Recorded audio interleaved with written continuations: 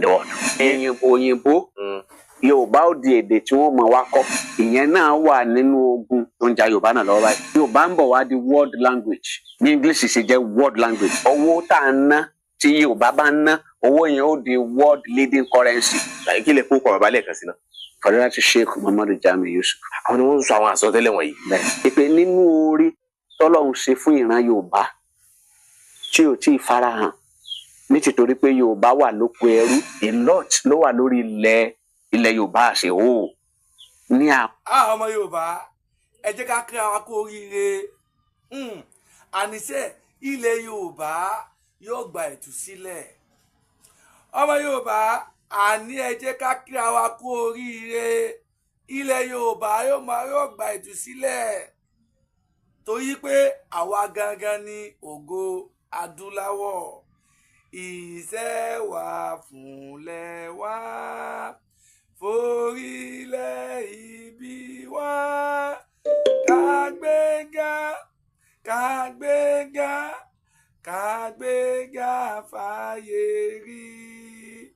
Ìgbàgbọ́ wa ni pé pàṣẹ bẹ̀rù làbọ̀ mọ́ ká ṣiṣẹ́ ká ṣiṣẹ́ ká ṣiṣẹ́ ká jọlá ìṣọ̀kan àtòmìnira ní ẹ jẹ́ ká máa lépa tẹ̀síwájú fọ̀pọ̀ ire àtòhun tó dára. Ọmọ Oòduà dìde bọ́ sípò ẹ̀tọ́ rẹ. Ìwọ ni ìmọ́lẹ̀ ògo adúláwọ̀. Àwa ni ìmọ́lẹ̀ ògo adúláwọ̀. Ọmọ Yorùbá àwa ni ìmọ́lẹ̀ ògo adúláwọ̀. Ẹ jẹ́ ká kíra wa kú oríire lẹ́ẹ̀kan sí i. Ó lágbára. Mo ní fídíò kan tó fẹ́ play fún wa kẹ́ ẹ wá gbọ́ ọ̀rọ̀ tí bàbá yìí sọ nípa ọ̀rọ̀ àwọn ọmọ kóòtù òjíire. Àníṣe èdè Yorùbá yóò di èdè tí wọ́n mọ̀ gbọ́ káàkiri àgbáláyé. Kódà èdè wa yóò tó bá yá gẹ́gẹ́ bí ọ̀rọ̀ tí bàbá yìí sọ o, èdè Yorùbá tiwa sẹ́ẹ̀ yóò padà bo èdè Gẹ̀ẹ́sì mọ́lẹ̀. Ọmọ Yorùbá ẹ má yẹ ká dá òtún ẹ̀. Reality pẹ̀lú ohun tó ń bọ̀ òun lélẹ́yìí báyìí. Òun là fi ń pa ọgbọ́n èèyàn ọmọ Yorùbá wípé ẹ jẹ́ ká dìde ká support ara wa. Ẹ má jẹ́ ká dalẹ̀ ara wa. Àsìkò ti tó tílẹ̀ Yorùbá tí ó tẹ̀síwájú. Àsìkò ti tó tí gbogbo ọmọ kóòtù òjíire tá a gba ògo wa padà. Ẹ má jẹ́ ká jókòó tẹ́tẹ́rẹ́. Dandan ni abọ́lọ̀ sí tẹ́tọ̀ọ́ ká tó lè gba ògo wa padà. Torí tá a bá jókòó tá a sì tẹ́tọ̀ọ́ bó o ní á ti rí ògo wa gbà padà. Gẹ́gẹ́ bí ọmọ ògo adúláwọ̀. Ọmọ Yorùbá à ń bẹ̀ wá ní àwọn wa ni. Èmi ò kà pépùn APC. Ṣé ẹ gbọ́? Àmọ́ èèyàn wa ló wà lórí ipò yẹn. Ẹ má jẹ́ ká jẹ́ kí ìjọba bọ́ mọ́ wọn lọ́wọ́ torí àwọn tó kù wọ́n lo 8 years lórí ipò yẹn. Bó wá ní àwa náà wà ní lo 8 years. Dandan abọ́lọ̀ lo 8 years. Òun là fi ń pa ogun gbogbo ọmọ Yorùbá. Ẹ jẹ́ ká fi ọwọ́ sowọ́pọ̀ fún bàbá wa Bọ́lá Ahmed Tinubu láti jẹ́ kí wọ́n ṣe ẹ̀kan sí i. Ṣé nǹkan tí wọ́n ṣe fún ilẹ̀ Yorùbá ṣé kò wúwa lórí ni? Lóòótọ́ ìlú Nàìjíríà ò fara rọ. Eku òkè bí eku bẹ́ẹ̀ lè ẹyẹ òkè bí ẹyẹ. Àmọ́ adìyẹ bàbá wa Bọ́lá Ahmed láàgùn ìyá ara wọn ni ò jẹ́ ká mọ̀. Muhammadu Buhari ti bà Nàìjíríà jẹ́ tí bàbá Bọ́lá Ahmed tó débẹ̀. Ọ̀dọ̀ bàbá Bọ́lá Ahmed wọ́n bílọ́mìsì wá pa àwọn ṣe gbá àwọn ṣàwo. Àmọ́ nígbà tí wọ́n bẹ̀rẹ̀ tí gbogbo nǹkan tó wá lé koko sí i òun ló fà táwọn kan fi ń bínú. àmọ́ obìnrin tẹ̀ ń bínú ẹ jẹ́ ká fọwọ́ wọ́nú yóò padà dá yóò padà dá ilẹ̀ Yorùbá sì ní dandan ọjẹ́ wa lógún. ẹ̀yin náà wo gbogbo iṣẹ́ tí bàbá Tinubu ń ṣe fún wa, ohun tí àwọn ẹ̀yà tí wọ́n ń jẹ pẹ́dẹ́lì tẹ́lẹ̀ tí wọn ò ṣe fún ẹ̀yà tiwa àjẹ́ Yorùbá, òun ni bàbá Tinubu ṣe fún wa yìí. ẹ̀yin náà wo gbogbo bíi tí bàbá Tinubu tó dé bá wa fi nǹkan sí.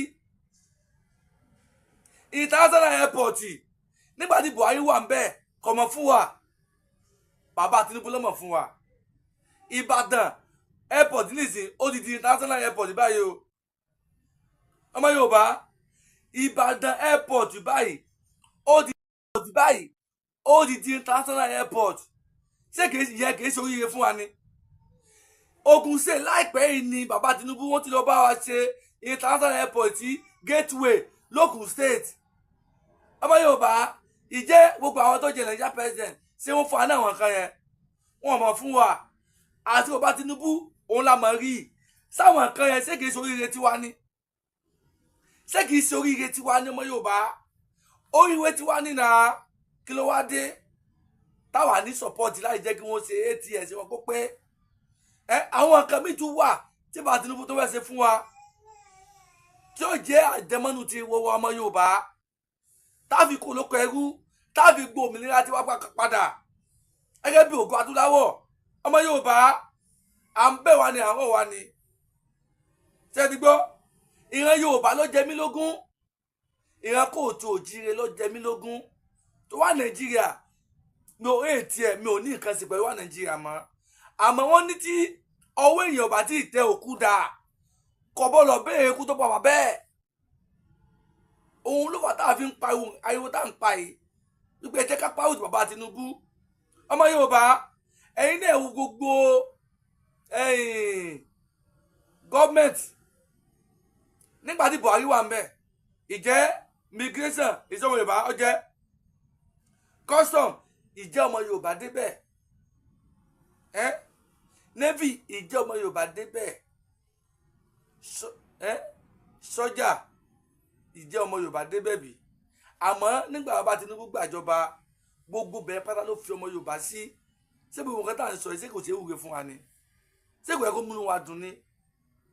gbogbo báràkì tí Nàìjíríà ń kọ́ gbogbo ọ̀pátá nọ́ọ̀tì lọ́wọ́ àmọ́ nígbà bàbá Tinubu débẹ̀ nísìnyí gbogbo ẹ̀ ló bẹ̀rẹ̀ tí ń dá padà sílẹ̀ Yorùbá lẹ́yọ kọ̀ọ̀kan, ló ń dá padà sílẹ̀ Yorùbá lẹ́yọ kọ̀ọ̀kan. tó bá yá nísìnyí àwa náà a máa jẹ general nínú iṣẹ́ ológun gẹ́gẹ́ ọmọ Yorùbá. ṣé kò jẹ́ wúrí fún wa ni? ṣé kò jẹ́ wúrí fún wa ni? bàbá Tinubu ìgbésẹ̀ tí wọ́n tún ń gbé lórí security tó mẹ́rẹ̀ nílẹ̀ Yorùbá àti gbogbo Nàìjíríà, tí bára náà ni ohun tí wọ́n fún bàbá wa Sunday Adéyẹmọ. ṣé ẹ ti gbọ́ ni? ìwé ẹkùn bàbá Tinubu wọ́n mọ̀ ti ẹ̀dọ́ọ̀ṣẹ́ fún bàbá wa Sunday Adéyẹmọ Ìgbòho ṣá. wọ́n di ẹ̀dọ́ọ̀ṣẹ́ fún wọn láti rí pé wọ́n protect wa nílẹ̀ Yorùbá. gbogbo ilé ìwúrí ló jẹ́ fún wa náà. gbogbo ilé ìwúrí ló jẹ́ fún wa. ọmọ Yorùbá, àwọn ọmọ sọ fún yín, à ń bẹ̀ yín ni àwọn wa ni. ẹ má jẹ́ ká dágunlá sóhun tó lọ́lẹ̀ Yorùbá. ohun tí mo ní mo fẹ́ play fún wa nípa agbára tí ó padà bọ̀ sí ìran Yorùbá lọ́wọ́.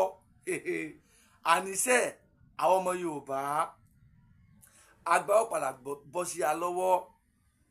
ògo adúláwọ̀ tá a jẹ́ á padà jẹ́, ó di dandan. ó di dandan. ẹ jẹ́ kí n play fún wa ká gbọ́ díẹ̀ ṣókí nínú ẹ̀. ṣé ti gbọ́? ẹ ṣe ẹ bá wa ká lọ. a wà lóko ẹrú, a lot ló wà lórí ilẹ̀ Yorùbá àṣẹ o. ní àwọn mineral resources tí wọ́ọ̀dù kankan ò tí discover rí tó níye lórí ju leading mineral resources láyé lónìí lọ. nítorí pé ó wà nù tí Yorùbá ó padà fi sọ̀rọ̀ lọ́jọ́ iwájú nígbà tí wọ́n bá dòmìnira. ìsìláàmù ìrìn àjò ẹ̀mí ni torí pé àwọn ẹ̀mí yẹn gangan náà ṣiṣẹ́ pẹ̀lú prophet Muhammad. Islam ò ṣe new thing, photocopy ní Islam, kì í ṣe pé Islam ṣe tí bàbá sọ tá a dá òtẹ gbogbo àsọtẹ́lẹ̀ wọn pátá ni ń wá sí ìmúṣẹ. ó ń wá sí ìmúṣẹ lọ́kọ̀ọ̀kan. ṣé onírò àsọtẹ́lẹ̀ wọn Yorùbá ó máa di leading language in the world. òyìnbó Yorùbá ó di èdè tí wọ́n mọ̀ wá kọ́. ìyẹn náà wà nínú ogun tó ń ja Yorùbá náà lọ́wọ́ báyìí. Yorùbá ń bọ̀ wá di world language, bí English ṣe jẹ́ world language. owó tá a ná tí Yorùbá bá ń ná, owó yẹn ó di world leading currency. Kí lè kó kọ bàbá lẹ́ẹ̀kan sí náà? Fọdúnláti Sheikh Muhammadu Jamiu Yusuf. Àwọn ni wọ́n ń sọ àwọn àsọtẹ́lẹ̀ wọ̀nyí. ìpè nínú orí tọ́lọ́run ṣe fún ìran Yorùbá tí ò tí ì farahàn nítorí pé Yorùbá wà lóko ẹrú, a lot ló wà lórí ilẹ̀ Yorùbá àṣẹ o ní àwọn mineral resources tí wọ́ọ̀dù kankan ò tí ì discover rí tó níye lórí ju leading mineral resources láyé lónìí lọ. Nítorí pé ó wà nù tí Yorùbá ó padà fi sọ̀rọ̀ lọ́jọ́ iwájú nígbà tí wọ́n bá dominira. Ìsìláàmù ìrìn àjò ẹ̀mí ni, torí pé àwọn ẹ̀mí yẹn gangan náà ṣiṣẹ́ pẹ̀lú prophet Muhammad. Islam ṣe tí bàbá sọ tá a dá òtẹ gbogbo àsọtẹ́lẹ̀ wọn pátá ni ń wá sí ìmúṣẹ. ó ń wá sí ìmúṣẹ lọ́kọ̀ọ̀kan. ṣé onírò àsọtẹ́lẹ̀ wọn Yorùbá ó máa di leading language in the world. òyìnbó Yorùbá ó di èdè tí wọ́n mọ̀ wá kọ́. ìyẹn náà wà nínú ogun tó ń ja Yorùbá náà lọ́wọ́ báyìí. Yorùbá ń bọ̀ wá di world language, bí English ṣe jẹ́ world language. owó tá a ná tí Yorùbá bá ń ná, owó yẹn ó di world leading currency. Kí lè kó kọ bàbá lẹ́ẹ̀kan sí náà? Fọdúnláti Sheikh Muhammadu Jamiu Yusuf. Àwọn ni wọ́n ń sọ àwọn àsọtẹ́lẹ̀ wọ̀nyí. ìpè nínú orí tọ́lọ́run ṣe fún ìran Yorùbá tí ò tí ì farahàn nítorí pé Yorùbá wà lóko ẹrú, a lot ló wà lórí ilẹ̀ Yorùbá àṣẹ o ní àwọn mineral resources tí wọ́ọ̀dù kankan ò tí ì discover rí tó níye lórí ju leading mineral resources láyé lónìí lọ. Nítorí pé ó wà nù tí Yorùbá ó padà fi sọ̀rọ̀ lọ́jọ́ iwájú nígbà tí wọ́n bá dominira. Ìsìláàmù ìrìn. ẹ̀yin wa àní jù báyìí náà lọ o, mo kí wa ẹ ṣé gan ni ohun tá a tún máa fọ náà kò ní jù báyìí lọ. ẹ jẹ́ ká kíra kó oríire, ànítẹ́ gbogbo wa ẹ jẹ́ ká kíra kó oríire. ìran Yorùbá àgbàlagbà òmìnira gẹ́gẹ́ bí Ògo Adúláwọ̀ tá a jẹ́ láṣẹ Èdùmàrè.